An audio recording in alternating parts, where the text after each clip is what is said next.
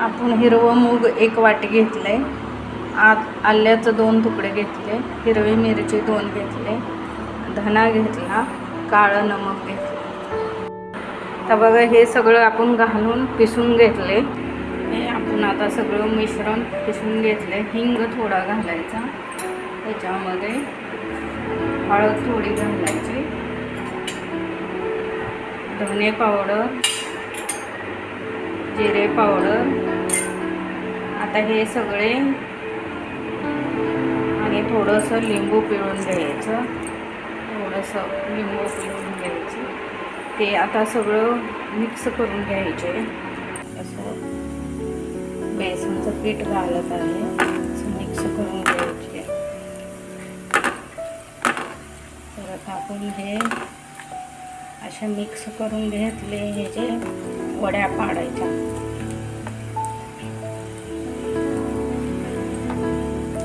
असे बघा असे थिक होतं ते, चमच्यावर घातले ना।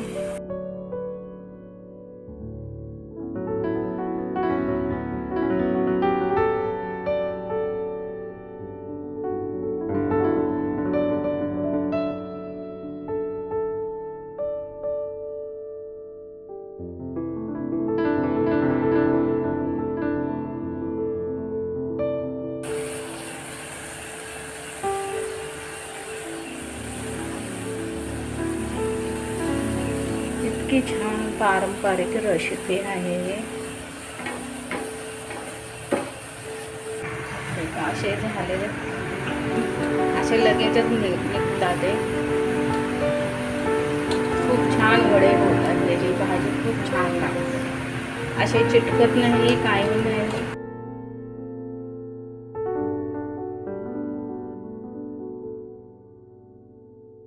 ग्रेव्ही म्हणजे रस्सा बनावण्यासाठी आपल्याला 1 चमच राई आणि 1 चमच जीरा टाकायचा आहे।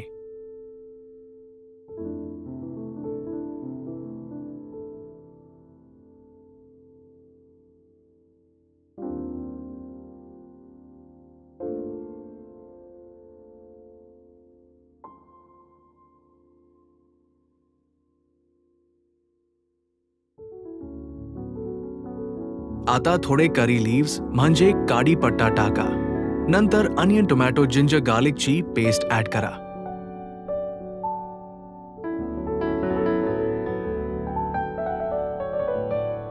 थोड्या वेळासाठी सगळा मिक्स करायचा आहे।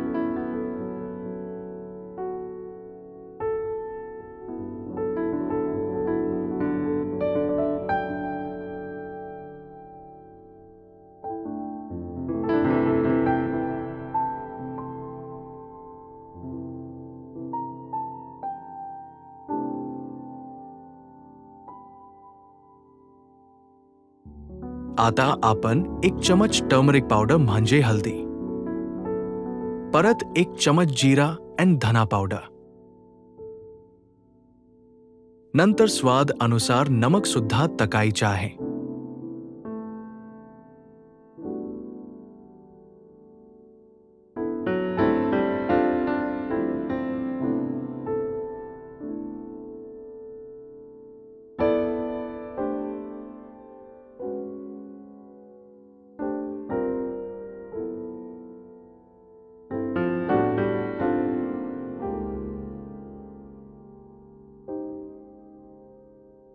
ही सगळा टाकल्यानंतर मिक्स करून घ्यायचा आहे आणि मसाला चांगला भाजून घ्यायचा आहे।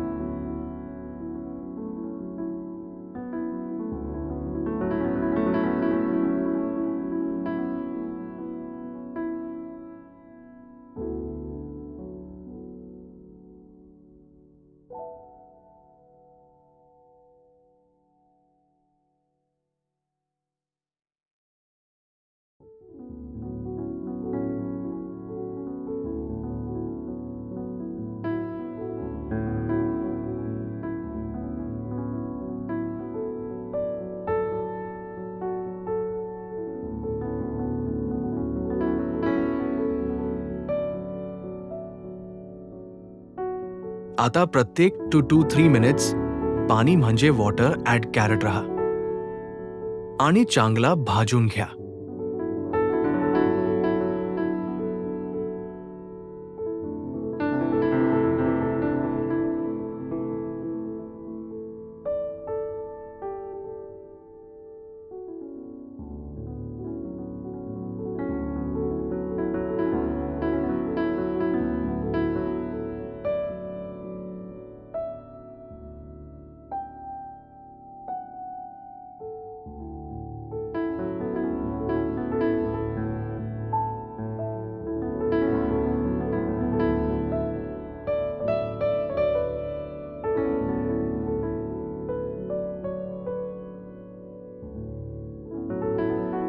आपला मसाला आता चांगला भाजून झाला आहे.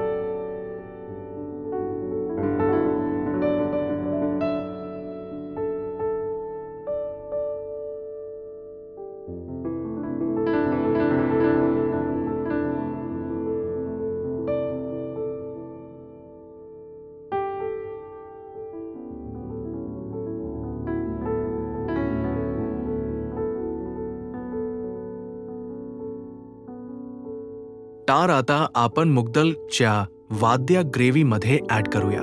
तुम्ही बघा किती छान तयार झाला आहे.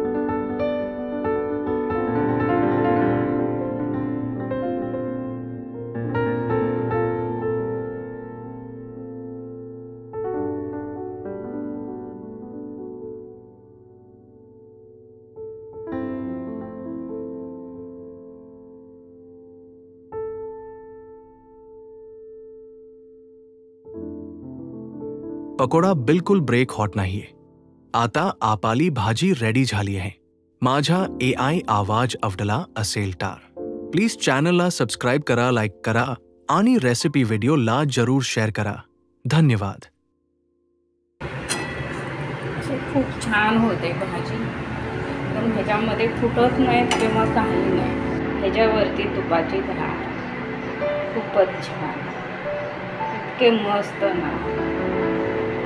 ह्याच्यात चिंगोशी करायची नाही. मस्त चपाती बरोबर, पराठ्याबरोबर खूपच छान.